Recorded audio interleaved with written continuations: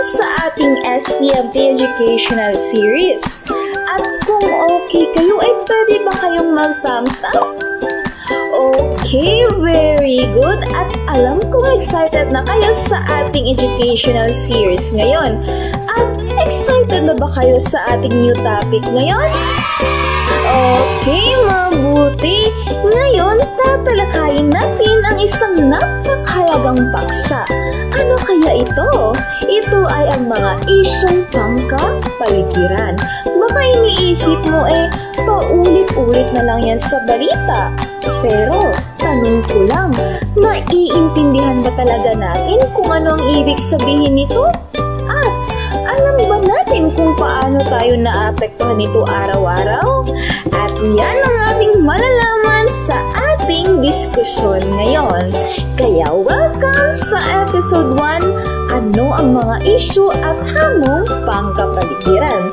Dito natin bubususiin ang kahulugan, mga uri at ilang halimbawa ng mga problemang kinakaharap natin sa ating kapaligiran. Kaya huwag palagpasin, makinig ng mabuti. Again, makinig ng mabuti. Tama!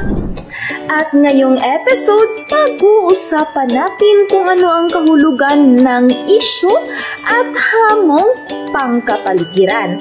At kung ano ang mga uri nito at syempre, mga halimbawa dito sa Pilipinas. Kaya ready na ba kayo? Okay, mabuti! At kung ready na kayo, ay pwede ba tayong magsimula sa simpleng tanong? Ano ang issue at hamong pangkapaligiran? Okay, mabuti. Ang isyong pangkapaligiran ay anumang suliranin o problemang may kinalaman sa kalikasan at may direktang epekto ito sa buhay ng tao. Halimbawa, polusyon sa hangin at hindi lang yan basta masamang amoy. Epekto nito ay hika, problema sa baga at mas mainit na panahon. At ngayon naman, alam niyo ba kung ano ang hamong pangkapaligiran? May idea ba kayo kung ano ito? Okay, very good. Ang hamong pangkapaligiran ay ito ang mga pagsubok kung paano natin lulutasin o haharapin ang mga issue. Kumbaga, kung may problema, dapat may tugon. Halimbawa, kung baha ang problema, ang hamon ay paano natin ito maiiwasan?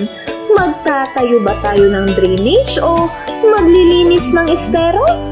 Sa tingin nyo, pwede nyo ba itong i-komento? Okay, mabuti! At ngayon, alam nyo ba ang isyong pangkapaligiran ay may dalawang klase? Alam nyo ba ito? Okay, mabuti. Ang mga isyong ito ay may dalawang klase. Una, natural. Pangalawa ay anthropogenic. Maaari niyo bang ibahagi kung ano ang natural? Okay, mabuti.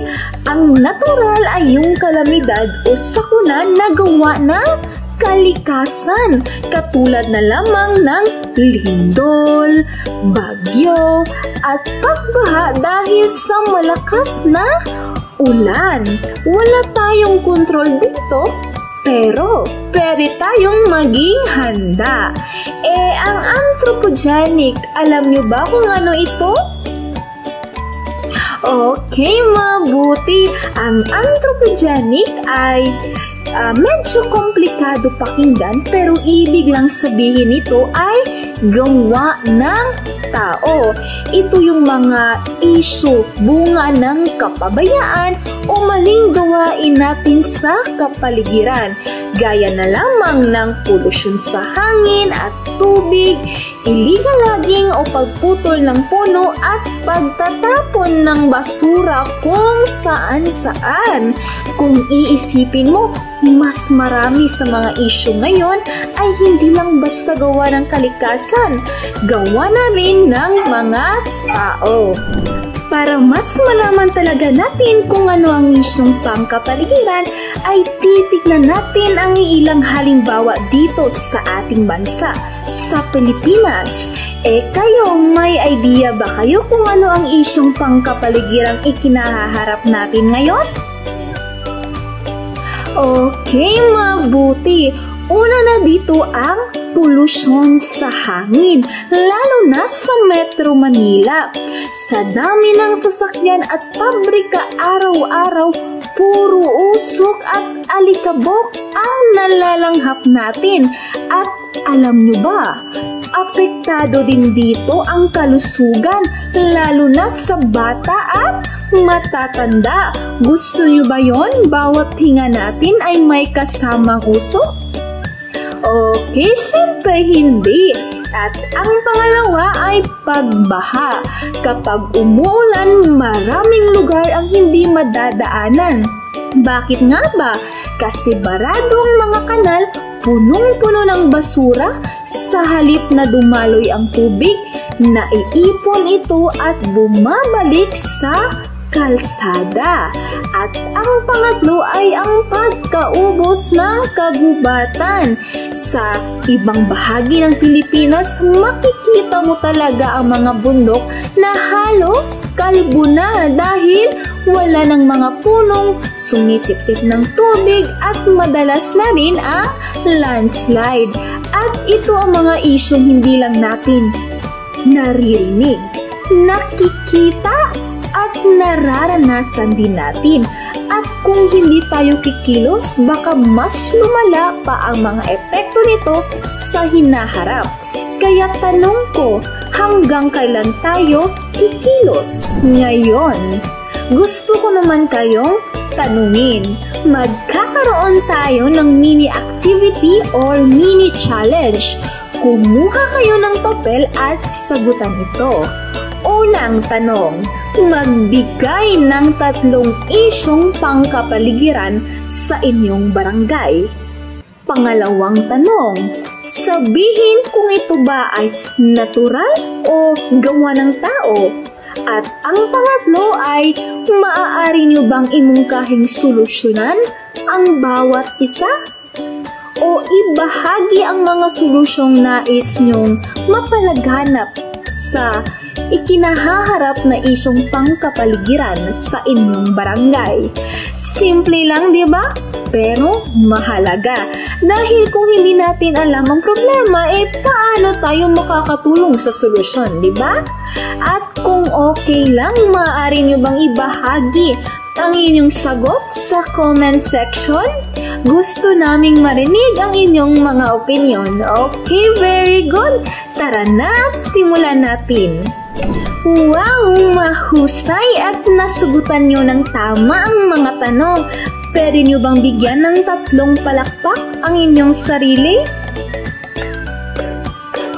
Okay, very good. At ngayon, hindi pa tayo nagtatapos. Magre-recap pa tayo kung ano yung naitalakay natin sa episode na ito.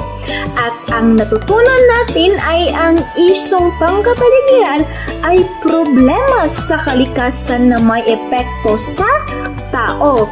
At ang hamang pangkapaligiran naman ay kung paano natin ito haharapin o susolusyonan. At may 2 uri ang isyong pangkapaligiran. Ano nga ito? Okay, very good. Ito ay ang natural at anthropogenic. At syempre, may mga tunay na isyu sa ating paligid. Ano-ano nga ito? Okay, very good. Ito ay ang mga baha, polusyon, pagkakalbo ng kagubatan at marami pang iba. At dyan nagtatapos ang ating episode 1 at sana naman may natutunan kayo sa ating diskusyon ngayon. Hanggang sa susunod nating episode, pag-usapan naman natin ang climate change at global warming. At ano ang pinagkaiba nila at paano ito totoong nararamdaman ng mga Pilipino. Abangan sa episode 2 sa SPMD Educational Series. Maraming salamat sa pakikinig at tandaan, ang pag-alaga sa kalikasan ay pag-alaga na rin sa ating kinabukasan. Maraming salamat!